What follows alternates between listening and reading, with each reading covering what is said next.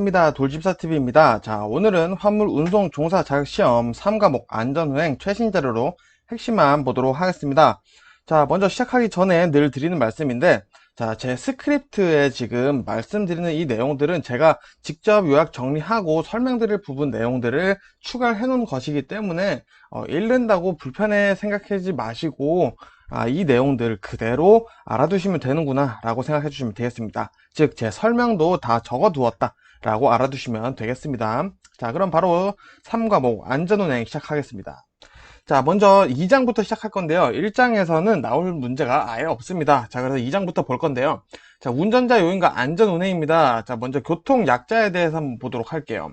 자, 교통약자를 하면 보행자, 이런 횡단보도로 건너는 보행자까지 포함이 되고요. 어린이, 노인까지 포함이 되고 있습니다. 자, 어떤 것들을 주의해야 되냐? 자, 여기 핵심만 볼게요. 자, 늘 서행하고 조심해야 하고요. 자, 횡단보도로 걷는 사람에게 재촉을 하거나 횡단보도를 침범해서 위협을 하면 안 되겠죠. 자, 그리고 어린이나 신체 장애인이 있을 경우에는 무조건 일시 정지한다. 서행 아니고 무조건 일시 정지라는 거 알아두시고요. 자, 우리 노인분들 회피 능력과 판단 능력이 많이 떨어지게 됩니다. 그래서 사고가 많이 일어나니까 유의해 주시고요. 어린이 통합버스 마찬가지로 어린이 통합버스는 앞지르기를 해서는 안 됩니다. 자, 이거 알아두시면 좋겠습니다. 자, 어린이 교통사고 특징 한번 알아보도록 할게요. 자, 기본적으로 어린이의 사고와 고령자의 사고는 비슷한 내용이 많습니다. 자, 먼저 부주의, 주의력 부족, 판단력 부족, 그리고 단순한 사고방식에서 야기가 된다 라는 거 알아두시면 되고요. 자, 여기서 추가로 하나 알아두실 거, 어린이들이 왜 사고가 많이 일어나냐? 자, 어른들의 추상적인 말에 의해 사고가 난다는 거 알아두시면 좋겠습니다. 자, 즉 어린이에게 위험하다라고 이야기하는 것은 어린이에게 왜 위험한지, 뭐가 위험한지 호기심을 궁금증을 야기시킨다라는 거죠. 그래서 무엇이 위험한지, 왜 위험한지 꼭 이야기를 해주고 어떤 것들을 주의하는지 체크를 해줘야 된다라는 겁니다. 즉, 도로는 위험하단다, 자동차는 조심하렴, 이런 식으로 이야기를 해줘야 된다라는 거 꼭 알아두시면 되겠습니다. 자, 그럼 고령 운전자 교통약자에 대한 내용 좀 더 알아볼게요. 자, 먼저 고령 운전자분들은 좁은 길에서 대형차를 만난 경우 불안감이 상승하게 됩니다. 자, 그리고 시각, 청각, 사고 능력이 저하되는 단계에 계십니다. 그리고 보행 행동의 궤적이 흔들리기 때문에 사선으로 걸으시거나 도로 중앙부로 이제 걸으시거나 이런 행동들을 간혹 우리도 볼 수가 있죠. 자, 저희 젊은 사람들도 늙으면 다 이렇게 됩니다. 그렇기 때문에 우리 젊으신 분들이 더 유의를 해줘야 된다는 거 알아주시면 되고요. 자, 그래서 핵심만 보시면 고령 운전자는 신체적 기능 저하, 인지력 저하, 반응 저하에 대한 내용으로 문제 출제되고 있으니 요 내용들을 반복해서 읽어보시면 되겠습니다. 자, 그럼 제 2장 운전자 요가 안전요행 중에 이제 교통사고 요인을 한번 볼 건데요. 총 3가지 알아둘게요. 교통사고의 요인은 첫 번째 인간 요인, 개인적인 요인이죠. 두 번째 차량 요인, 차량 점검을 했는지, 브레이크는 문제가 없는지 이런 내용들이 나오고요. 환경 요인, 비가 오거나 눈이 오거나 바람이 세차게 분다, 안개가 꼈다 이런 것들, 요 3가지가 복합적으로 맞물리면서 교통사고가 발생된다라는 거 알아두시면 됩니다. 자, 그럼 이 교통사고 원인과 요인 조금 더 구체적으로 보도록 하겠습니다. 크게 3가지 간접적 요인, 중간적 요인, 그리고 직접적 요인 이렇게 3가지로 나누어 줄 수 있는데요. 자, 이 간접적 요인 먼저 볼게요. 자, 교통사고를 용이하게 하는 요인입니다. 즉, 용이하게 하기 때문에 교통사고를 발생시키는 요인은 직접적으로는 아니에요. 자, 내용 보시면은 무리한 운행 시간을 계획하거나 안전식 사고에 대한 무개념, 점검 습관이 없는 경우 이런 것들이 이제 간접적으로 작용하는 요인이 될 수 있고요. 자, 중간적 요인이라는 것은 이제 간접적 요인과 직접적 요인이 결합되어 사고가 발생됩니다. 즉 어떤 거냐? 자, 음주, 과로, 핸드폰 사용, 그리고 불량한 운전 태도, 운전자의 지능, 성격, 심리로 인해 사고가 발생하는 복합적인 요인이다 라고 알아두시면 되고요. 자, 그러면은 직접적 요인은 당연히 사고를 발생시키는 직접적인 요인이겠죠. 자, 신호, 과속 법규를 위반한 경우, 그리고 운전 조작, 미흡, 실수, 잘못된 위기 대처. 자, 즉 직접적 요인은 옳고 그르다로 판단될 수 있는 내용들이 보통 직접적 요인에 해당된다. 그래서 이 교통사고 원인에는 크게 3가지, 간접적 요인, 중간적 요인, 직접적 요인 이 3가지가 있고 어떤 내용들이 있는지 한번 알아두시면 좋겠습니다. 자, 교통사고의 심리적 착각 요인 볼게요. 요거 헷갈리게 객관식으로 나올 수가 있습니다. 자, 먼저 크기의 착각, 자, 어두운 경우, 가로폭보다 세로폭을 더 넓게 판단할 수 있다는 이 크기의 착각이 여기에 해당하고요. 원근의 착각, 원근법이죠. 멀리 있을수록 더 작게 보이는 것이죠. 그래서 작은 것과 덜 밝은 것은 멀리 있다라고 느낀다 라고 알아두시면 되고요. 경사의 착각, 작은 경사는 실제보다 작게, 큰 경사는 더 크게 느껴지게 한다. 그리고 속도의 착각, 좁은 시야일수록 빠르게 느끼고요. 대상이 멀리일수록 느리게 보인다. 느리게 가는 것처럼 보인다. 그래서 우리 급브레이크 밟는 경우가 종종 생긴다고 합니다. 자, 그리고 상반의 착각. 자, 주행 중 급정 것이 반대 방향으로 움직이는 것 같다라는 건데, 자, 내 차가 이렇게 쭉 가고 있는데, 제가 급브레이크를 이렇게 띡 하고 밟았어요. 옆에 있는 차들보다 내가 멈추는 속도가 빠르기 때문에 차들이 뒤로 가는 것처럼 느껴진다라는 거죠. 이 상반의 착각은 앞뒤의 방향이 뭔가 바뀌는 느낌이다 라고 하시면은 이제 상반의 착각을 선택해 주시면 되겠네요. 자, 그리고 또 자주 나오는 녀석들이 이 3과목에는 많습니다. 자, 그리고 시각 특성 볼게요. 정지 시력. 일단 란돌트 10% 측정한다는 거 하나 머릿속에 담아 두시고요. 자, 1종 운전면허는 두 눈의 동시 시력이 0.8이고 각각 0.5 이상이어야 합니다. 그리고 제 2종 운전면허는 두 눈의 동시 시력이 0.5 이상이고 한쪽 눈을 못 보실 경우에는 0.6 이상이어야 한다라는 거 알아두시면 되고요. 자, 이 동체 시력은 한 곳을 보더라도 주변 사물을 인식하는 시력을 얘기를 합니다. 자, 우리 뭐 비행기 게임 이렇게 날라오고 이렇게 했을 때 미사일들이 막 이렇게 날라올 때 우리가 이 미사일을 보더라도 주위에 있는 미사일들을 대충 보고 피할 수 있는 능력, 그리고 복싱 선수들이 주먹을 보고 피하는 능력이 이제 동체 시력이 되겠죠. 자, 야간 시력 볼게요. 야간 시력에서는 이 현혹 현상, 증발 현상 두 가지 알아두도록 할게요. 자, 현혹 현상은 운행 중에 갑자기 빛이 눈에 비치는 겁니다. 이제 눈뽕이라고 하죠. 자, 이 눈뽕 현상 우리 현혹 현상이라 얘기할 거고요. 증발 현상은 야간에 대향차, 반대편에서 오는 자동차, 전조등 때문에 장애물이나 보행자들이 잘 보지 못해서 시야가 증발해 버린다라고 이해를 하시면 되겠습니다. 자, 그리고 이제 중요한 내용이 또 나오는데요. 자, 운행 기록 분석 시스템이 나옵니다.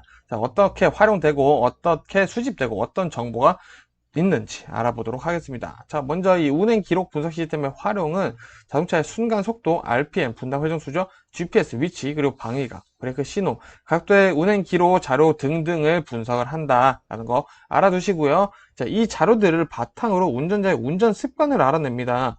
자, 분석해서 이제 운전자 운수회사에 제공합니다. 자, 그럼 어떻게 되겠죠? 자, 운전자가 만일에 급가속을 너무 많이 했다 그러면은 운전 행태를 개선할 수 있겠고요. 그런 경우를 통해서 이제 교통사고를 예방하고자 하는 게 운행 기록 시스템의 목적이다 라고 알아주시면 되겠습니다. 자, 그럼 어떤 것들이 이제 분석 항목이 있는지 조금 더 살펴보도록 할게요.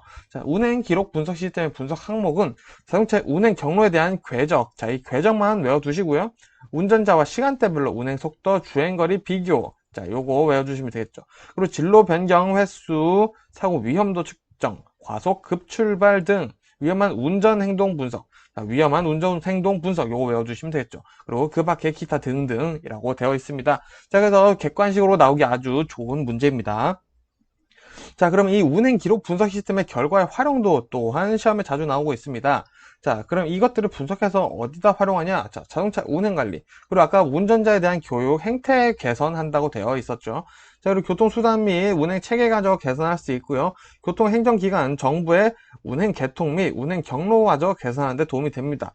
자, 그리고 운송 사업자의 교통 안전관리 개선할 수 있고요. 그리고 기밖에 기타 등등 이렇게 이 내용들도 머릿속에 꼭 담아 주시면 좋겠죠. 자, 그러면 3장 자동차의 장치들에 대해서 한번 보도록 하겠습니다. 자, 먼저 나오는 게 제동 장치인데요. 쉽게 말해서 이제 브레이크를 얘기를 하는 거죠. 자, 그래서 먼저 풋 브레이크, 발로 조작하는 우리가 페달로 밟는 브레이크죠. 그리고 주차 브레이크, 뒷바퀴 좌우가 고정되는 사이드 브레이크라고 이해를 하시면 됩니다. 자, 그리고 요 엔진 브레이크 개념 잘 잡으셔야 되는데요. 자, 가속 페달을 놓거나 저단계로 높으면 속도가 떨어지게 하는 브레이크입니다. 즉, 만일에 이제 자동차가 요즘 이상 현상이 있어서 급출발, 브레이크가 안 먹는 현상이 있어요. 그럴 때 만일에 내가 5단에 놓고 주행을 하고 있는데 브레이크 안 먹는다. 그러면 기어를 강제로 내가 3단으로 수동으로 바꾸는 거죠. 그러면 이게 3단으로 떨어지면서 엔진에서 과부하 걸리면서 브레이크가 먹히게 된다. 라는 내용입니다. 자, 그리고 ABS 내용 계속 나오고 있죠. 자, 빙판이나 빗길 등에서 미끄러운 곳에서 브레이크를 작동하는 와중에도 핸들로 조정이 가능하도록 하는 장치가 ABS의 핵심이다 라고 알아주시면 되겠습니다. 자, 그러면 조향장치가 바로 나오는데요. 자, 조향장치 자동차의 진행 방향을 바꿔주는 핸들의 친구들이죠. 그래서 요 내용 한번 잠시 일시 정지하고 어디에 어떤 부분이 있는지 보고 넘어가도록 하겠습니다.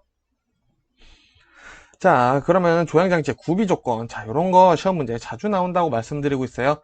자, 먼저 조향장치는 주행 중 충격이 조향 조작에 영향을 주면 안 돼요. 그리고 조작이 쉽고 방향 전환이 쉬워야 합니다. 그리고 고속주행에서도 안정적인 조작이 당연히 이루어져야겠죠. 그리고 오래 쓸 수 있고 정비가 쉬워야 한다는 요 특징 4가지 꼭 알아두시고요. 자, 조향장치가 이상한 경우에 대한 원인도 꼭 외워두세요. 자, 먼저 조향장치 핸들에 무거운 원인. 자, 타이어 공기압이 부족해서 그럴 수도 있고요. 조향 기어의 톱니바퀴가 마모돼서 그럴 수도 있습니다.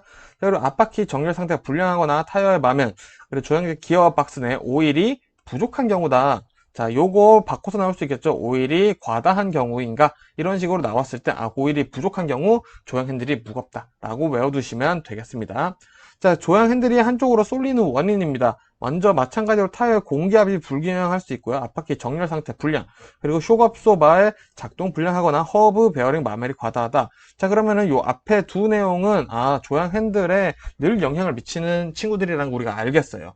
자, 조향 핸들이 무거운 원인도 나왔기 때문이죠. 자, 그러면은 쇼업소바의 작동 불량이나 허브 베어링 마멜 과다, 이런 내용이 나왔을 때 조향 핸들이 쏠릴 수 있겠구나라고 이해하시고 문제를 풀어주시면 되겠습니다.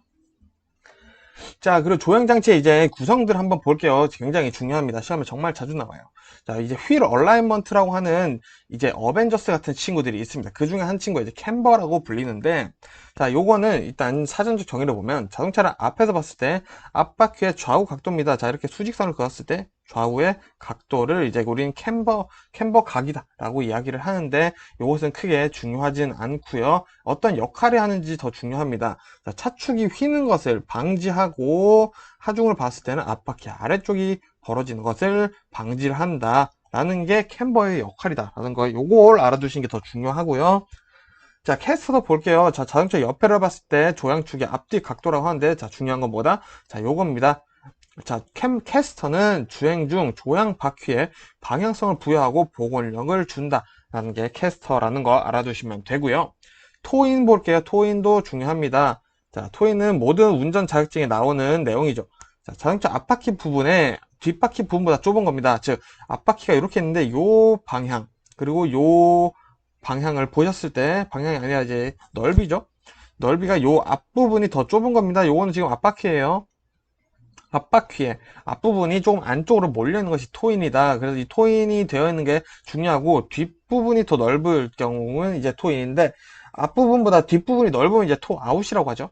그래서 이 토인이 중요한 건 뭐냐? 앞바퀴를 평행하게 회전시키고 타이어의 마멸을 줄이고 앞바퀴가 옆으로 미끄러지는 것을 방지한다는 특징을 외워두시는 게 마찬가지로 중요하다라는 말씀 드립니다. 자, 그리고 조향축 경사각인데요. 자, 이 친구는 혼자 작용하는 게 아니라 이제 캠버나 캐스터와 함께 작용했을 때 어떤 역할이 되는지 보시는 게 중요합니다. 자, 먼저 이 조향축 킹핏 경사각이 캠버와 작용하면 핸들의 조작을 가볍게 하고요. 자, 아까 캐스터 복원성을 부여한다라고 했죠. 이 킹핀 경사각과 작용을 했을 때 앞바퀴에 복원성을 부여하고 직진이 쉬워지게 한다라는 거 알아두시면 되고요. 그리고 이제 앞바퀴가 심의 현상을 일으키지 않게 하는데, 이 심의 현상이라는 거는 굳이 뭐 나쁘다라고 할 수는 없습니다. 모든 자동차에 있는 현상이고요. 자동차마다는 다르지만 어떤 현상, 어떤 속도에 이르게 되면은 자동차의 바퀴 자체가 떨리는 현상을 얘기를 합니다. 보통은 이제 150km 전후로 이 심의 현상이 일어난다라고 하는데, 그거를 조금이라도 잡아주는 게 이제 뭐다? 조향축, 즉 킹핀 경사각이다라고 할 수 있겠습니다. 요 심리현상도 알아두세요. 자, 그럼 휠 얼라이먼트 요 어벤져스 친구 4명에 대해서 한번 정리를 해보겠습니다. 자, 휠 얼라이먼트란 즉 자동차 앞바퀴가 자동차를 지지하는 데 필요한 모든 요소, 그리고 그 요소에 존재하는 여러 각도들을 우리는 휠 얼라이먼트라고 얘기를 한다. 그래서 정리를 해보면은 캠버와 조향축 경사각, 킹핀 경사각이죠. 정하면 핸들 조작을 가볍게 하고요. 캐스터와 조향축 경사각이 작용하면 핸들의 복원성을 부여하고, 캐스터의 작용은 핸들 조작과 안정성에 확실히 부여를 하고, 토이는 뭐다? 타이어 마멸을 최소로 줄여주고 타이어 회전을 일정하게 해준다 라는 요 특징 외워두시면 되겠습니다. 자, 그리고 이제 자동차의 여러가지 물리적 현상들에 대해서 볼 건데, 요 내용 별표 3개 치고 넘어가도록 하겠습니다. 무조건 나오는 내용이에요. 자, 일단 원심력 볼 건데요.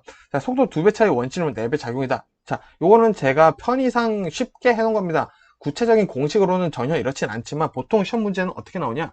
자, 50km의 커브의 차가 있는데 보통 25km로 커브를 도는 자동차보다는 원심력이 몇 배 발생하는가 이런 식으로 나와요. 근데 요 커브 발생하는 이 커브를 도는 자동차의 속도의 배수가 거의 2배로 나옵니다. 그래서 보통 정답은 4배, 4배로 많이 나오는 경향이 있으니 요거 알아두시면 되고요.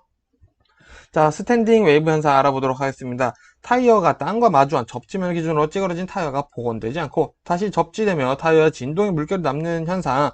자, 이 스탠딩 웨이브 현상 설명드렸는데 한번 간단히 다시 설명드릴게요. 자, 타이어가 이렇게 돌고 있습니다. 여기는 땅이고요. 자, 그럼 여긴 접지부가 되겠죠. 땅과 맞닿아 있는 접지부입니다. 자, 그럼 타이어가 회전하면서 이 접지부에서 마찰이 생기니까 열이 발생해요. 그래서 이 뒤쪽으로 타이어가 쭈글쭈글 하게 되는데 보통 같으면 이 타이어가 앞으로 다시 접지하는 와중에 식어가지고 타이어가 다시 쨍쨍하게 펴진다라는 거죠. 근데 속도가 너무 빠르니까 이게 식기도 전에 다시 접지부도 하니까 타이어가 쭈글쭈글한 상태죠. 그래서 진동이 생긴다. 그래서 이런 스탠딩 웨이브 현상이 일어나면 뭐다? 타이어 파손으로 연결될 가능성이 있다. 자, 그래서 어떻게 해결하냐까지 외워주셔야겠죠. 자, 주행 속도를 감소시키는 게 가장 첫 번째고요. 타이어 공기압을 높이고 마모된 타이어를 사용하지 않는 게 해결 방법이다 라고 알아두시면 되겠네요. 자, 그리고 수막 현상도 마찬가지로 설명을 많이 드렸죠.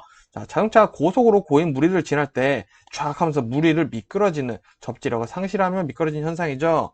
자, 그래서 이 임계 속도는 수막 현상이 발생한 속도라고 하고요. 80km부터 시작돼서 이제 100km 정도 넘어가면 수막 현상이 무조건 일어난다 라고 알아두시면 되겠습니다. 자, 그래서 이 예방 방법은 다중형이 저속주행, 마모 타이어, 재사용 타이어 사용하지 않고요. 공기압 높이는 거 요 세 개까지 지금 스탠딩 웨이브 현상의 대처 방법이랑 동일하죠. 그리고 배수 효과가 좋은 타이어 뭐다? 리브형 타이어를 사용하는 게 수막 현상에 대처하는 방법이다 라고 알아두시면 되겠습니다. 자, 페이드 현상 보도록 하겠습니다. 페이드 현상. 자, 내리막길에서 브레이크를 반복 사용했을 때 생긴다. 자, 이게 뭐냐? 자, 우리 내리막길에서 브레이크를 쓰면 아무래도 마찰력이 좀 더 심하겠죠. 자동차에 무게도 있고 경사도 있으니까요. 자, 그래서 이 브레이크 라이닝에 마찰열이 축적이 되면서 제동력이 저하가 됩니다. 자, 라이닝의 마찰 개수가 저하가 되기 때문인데, 그래서 이 페이드 현상이 여러 가지 종류 하나 더 있어요. 자, 워터 페이드 현상. 자, 이게 워터니까 물이 들어간 거였죠. 자, 브레이크를 위한 마찰들이 물에 젖어 마찰 개수가 저하된다. 자, 물이 고인도로나 수중주행 시 워터페이드 현상이 발생하겠죠. 예를 들어서 브레이크 드럼에 이제 꽉 잡아주면서 브레이크가 발동되게 되는데 물이 있으면 미끄러워지겠죠. 자, 그런 현상이 이제 워터페이드 현상이다. 즉, 페이드 현상이라는 것은 라이닝, 어떤 현상으로 인해 제동력이 저하되는 것을 얘기를 합니다. 자, 그래서 이 해결 방법으로는 브레이크 회복을 위해 브레이크를 천천히 밟는다라는 겁니다. 자, 이게 왜 중요하냐? 자, 워터페이드 현상이라면 지금 브레이크 장치들이 젖어 있겠죠. 그래서 브레이크들을 천천히 착착착 하면서 밟아주다 보면 이 마찰열 때문에 물이 증발될 수도 있고, 또 열이 너무 과다한 경우는 천천히 밟아주다 보면 열이 과다하게 쌓인 축적되는 것을 방지할 수 있다 라는 개념으로 이제 브레이크를 천천히 밟는 게 페이드 현상의 해결 방법이다 라고 되겠습니다.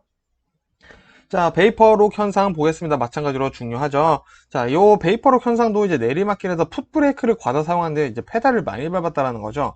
자, 많이 과다하게 밟다 보니까 브레이크액이 기활하면서 그 사이에 이제 브레이크와 브레이크 드럼, 라이닝 사이에 틈이 생겨서 잘 브레이크가 잡히지 않는 겁니다. 자, 그러면서 브레이크 호스 내 기포가 생기죠. 그러다 보니 유압 전달이 어려워져서 이제 브레이크가 안 먹히는 현상까지 베이퍼 록이라고 합니다. 그래서 이 발생 원인은 브레이크 드럼에 과열되거나 브레이크액이 변질되거나 불량하다. 즉 브레이크 드럼이나 브레이크액이 문제가 됐을 때 베이퍼 록 현상이 생긴다라는 거죠. 그래서 이것도 마찬가지 해결 방법은 저단기열을 놓고 풋 브레이크 사용을 줄이게 되면은 베이퍼 록 현상이 줄게 된다. 그래서 이럴 때는 엔진 브레이크도 함께 사용하는 것이 좋다라고 말씀드릴 수 있습니다. 자, 그리고 모닝록 현상입니다. 자, 이름 먼저 볼게요. 모닝이죠. 아침이죠. 자, 아침에는 보통 우리가 습하다라는 걸 알 수 있어요. 이슬도 있고요. 그래서 습하거나 비가 자주 와서 브레이크 드럼이 녹이 쓰는 현상이에요. 자, 그래서 이 녹이 쓰다 보니까 브레이크 드럼과 라이닝, 브레이크 패드, 디스크가 녹이 생겨서 마찰 개수가 높아져요. 녹 생기면 까끌까끌하죠. 그래서 예민해집니다. 살짝만 밟아도 브레이크가 과다하게 생기는 거죠. 자, 그래서 이 해결 방안은 서행하면서 천천히 브레이크를 밟아주게 되면은 이 녹이 지워지게 되면서 모닝록 현상이 해결되는 아주 간단한 현상이라고 알아두시면 되겠습니다. 자, 그리고 이제 현가장치, 우리 쇼바라고 하죠. 스프링들이 있는 게 이제 쇼파라고 썼네요. 현가장치라고 알아두시면 되겠는데, 자, 요 판스프링, 우리 화물 자동차 타실 분들이죠. 그래서 판스프링 알아두시면 중요하겠죠. 자, 주로 화물 자동차에 사용되고요. 구조는 간단하지만 승차감이 나쁘고 작은 진동을 흡수하기는 적합한 스프링이 아니다. 내구성이 크고 너무 부드러운 판 스프링은 차체를 불안하게 한다라는 특징들 판 스프링 알아두시면 되고요. 자, 이 코일 스프링은 보통 승용차에 부착되는 거다. 뭐, 이 정도만 알아두시면 되고요. 추가로 공부하실 분들은 같이 읽어주시면 되고요. 자, 그리고 비틀림 막대 스프링, 뒤틀림에 대한 충격을 흡수하는 금속. 공기 스프링은 대형 차량, 버스에 사용되는 이제 우리 공기 스프링도 같이 외워놔야겠죠? 자, 그리고 충격 흡수 장치, 작동률을 채운 실린더가 스프링 동작의 반응에 충격 흡수한다. 자, 요거는 스프링이 아닙니다. 자, 정확히는 스프링이 아니라 유압에 의해서 움직이는 이렇게 피스톤 같은 이제 역할을 하면서 그거를 스프링에 전달해 주는 게 조금 더 정확하다라고 알아두시면 되고요. 스프링이 있는 거지 충격 흡수 장치는 스프링으로만 구성된 거는 아니다 라고 알아두시면 되고요. 우리는 화물 시험을 보니까 판 스프링과 공기 스프링 내용 꼭 외워주시면 되겠습니다. 자, 그리고 환과 장치 관련된 현상들 한번 보도록 할게요. 자, 바운싱은 차가 위아래로 진동하는 거고요. 피칭은 앞뒤로 진동을 하는 겁니다. 그래서 스키드 마크 발생하고요. 롤링은 좌우로 진동을 하는 거예요. 그래서 스키드 마크가 발생을 하고요. 자, 차 그림입니다. 그리고 요잉, 차체 후부가 진동을 하는 겁니다. 자동차 뒤쪽이 진동을 하면서 요 마크가 생기고요. 노즈 다운은 급정지 시 차체가 앞바퀴로 기울어진다. 자, 자동차가 이렇게 했을 때 급정지를 끼익 하면은 차가 앞으로 이렇게 살짝 기울어진다라는 거고요. 노즈 업은 급제동을 하면은 차가 이렇게 살짝 앞바퀴가 들리는 거죠. 자, 그거를 노즈 업이라고 한다. 요 단어 혹시 나왔을 때 헷갈리실까봐 한번 넣어두었습니다. 자, 그럼 이제 좀 새로운 내용 보도록 하겠습니다. 선회 회전이죠. 자, 이제 스티어에 대한 시험 문제가 가끔씩 나오는데 두 가지밖에 안 나옵니다. 자, 언더스티어, 오버스티어가 무엇인지에 대해서 물어보는 건데, 자, 먼저 둘 중에 한 개만 이해하시면은 나머지는 아닌 내용만 고르시면 되니까 일단 언더스티어에 대해서 좀 더 설명드려 볼게요. 자, 코너링 할 때 핸들을 돌린 만큼 차가 회전하지 못하고 코너 바깥으로 밀린다. 자, 요거는 일단은 전륜구동 차량에서 주로 발생을 하고 요거 알아두시면 되는데, 자, 쉽게 말씀드리면은 요런 거예요.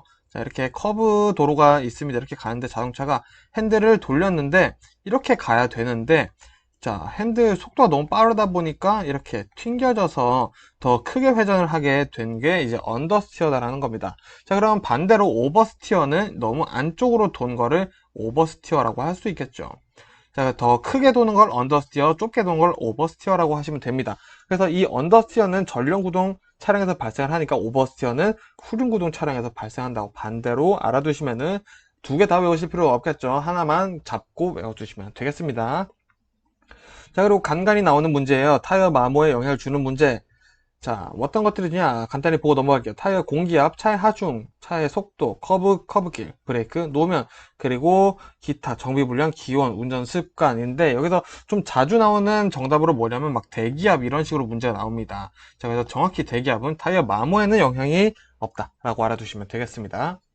자, 그리고 배출가스 색별로 고장 유무 나오는 것도 단골 문제죠. 자, 무색, 청색 정상입니다. 그리고 검은색은 자, 불안전 요소인데 자, 초크, 에어클리너, 엘리먼트, 연료장치가 고장됐을 때 검은색이 나온다라고 알아두시면 되고요.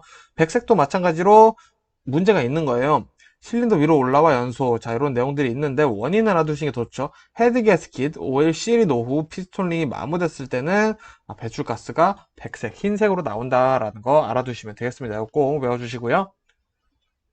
자, 그리고 도로 형태에 따른 교통사고인데 요거는 뭐 시험 문제에서 많이 나오지는 않는데 또 나오긴 합니다. 근데 요게 내용 보셔도 아시겠지만 이해하기가 어려워요. 그래서 우리는 뭐다 60점을 목표로 하고 있기 때문에 굳이 안 외우셔도 된다. 이해가 안 돼서 스트레스를 너무 받진 않으셨으면 좋겠고요. 빠르게 다음 거 공부하시는 게 더 나을 수도 있습니다. 자, 일단 설명드릴게요. 자, 도로 요인은 일단 도로 구조, 안전시설, 그리고 교통사고 발생과 이 도로 요인 이런 것들이 있겠죠. 자, 평면 선형과 교통사고라는 내용이 있는데, 자, 먼저 곡선 반경이 100m 이내일 경우 사고율이 높다 라고 되어 있고요. 자, 2차선 도로인 사고율이 아주 높아진다라고 되어 있죠. 자, 요 내용 밑에 내용 좀 더 볼게요. 자, 곡선부가 많다고 사고가 많은 것은 아니라고 되어 있습니다. 곡선부가 오르막, 내리막, 종단경사 이런 단어들 무시하셔도 되고요. 내리막길가 중복되는 경우 사고율이 높아진다. 이거는 시야 문제 때문에 그런 거겠죠. 그래서 이거는 차근히 읽어보시다 보면은 이해가 됩니다. 그래서 어떻게 제가 설명 굳이 드리다 보면 이해가 안 되면 넘어가시는 게 더 좋은 부분입니다. 자, 그리고 선형과 교통사고입니다. 자, 종단경사, 오르막과 내리막의 경사를 종단경사라고 얘기를 하는데요. 이 경사가 커질수록 사고율은 당연히 높아지겠죠. 시야로만 생각을 해보셔도 아 그렇겠지 라고 이해를 하실 수가 있는 부분입니다. 자, 그리고 횡단면과 교통사고 볼게요. 자, 차로수가 많아지면 자 차도의 가로를 보도록 하겠습니다. 진행 방향 여기라고 할게요. 자, 이렇게 하면은 4차선 도로죠 지금. 자, 차로수가 많으면 사고가 많다는 통계가 있습니다. 명확하지는 않고요. 시험에는 안 나오겠지만 횡단면에 대한 이해를 돕기 위해서 제가 넣었고요. 자, 그리고 길어게 갓길이죠. 갓길. 자, 갓길이 넓으면 차량의 이동공간이 넓어지고 시야가 넓어지니까 안정성이 당연히 커지겠죠. 자, 그리고 차로 폭이 넓을수록 교통사고 예방 효과적이기 때문에 교통사가 많은 곳에 차로폭을 넓히면 당연히 효과적일 수 있겠죠. 자, 이런 것들 횡단면과 교통사고는 쉽게 이해할 수 있는 부분이죠. 자, 이제 5장 안전운전에 대한 내용인데 여기서는 당연한 내용들이 많이 나옵니다. 그래서 어떤 식으로 우리가 안전 문제, 안전 관련 문제가 나왔을 때 풀어야 하는지 요거를 말씀드리겠습니다. 요거를 이해하시는 게 더 중요해요. 자, 첫 번째 상식적으로 생각하는 겁니다. 자, 우리 커브길에서 속도를 줄이는 게 상식적으로 맞죠. 내가 아무리 스피드 레이서라고 하더라도 그게 더 안전하겠죠. 그리고 가속 페달은 당연히 떼야지 속도가 줄겠죠. 자, 그리고 이 시험을 준비하시는 분들이 당연히 운전면허가 있으신 분들이라서 운전 경험을 살려서 생각하시는 게 중요합니다. 자, 우리 앞지르기 할 때는 보통 1차선이 제일 빠른 차선이라고 우리가 대충은 알고 있죠. 그래서 앞지르기는 왼쪽으로 해야 한다. 그리고 뭐 주황불일 때는 원래는 정지 준비를 하라는 내용이죠. 이런 것들 우리가 차근차근 생각해 보시면 풀 수 있는 문제가 많이 나옵니다. 자, 그리고 안전과 휴식을 중요하게 생각을 해야 됩니다. 자, 운전을 했으면 쉬어야 한다. 그리고 속도는 준수해야 된다. 신호는 준수해야 된다. 사고가 나지 않게 유의해야 된다. 이런 내용들이 나오면은 당연히 맞는 내용이다 라고 하시면 되겠습니다. 자, 그래서 5장 같은 경우에는 내용들이 많아요. 근데 읽다 보면은 굳이 이거를 외워야 하는가 라는 생각이 듭니다. 그래서 5장 안전 관련 문제 났을 때는 이런 식으로 해서 내가 문제를 푸는 게 더 효과적이겠다. 시간을 아낄 수 있는 방법이 되겠다 라고 알아두시면 좋겠습니다. 정말 중요한 말씀 드리고 있어요 지금.